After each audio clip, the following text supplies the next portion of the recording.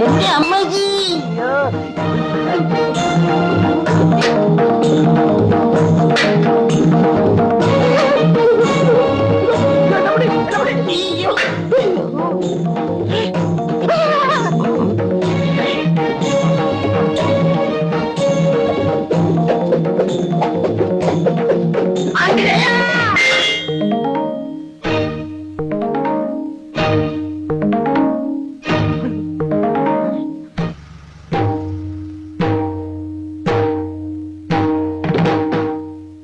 നാട്ടിൽ നിന്നും കള്ളപ്പയറ്റ് പഠിച്ചിട്ട് വന്ന കള്ളപ്പെടുവ ഇന്നിറങ്ങിക്കോണം.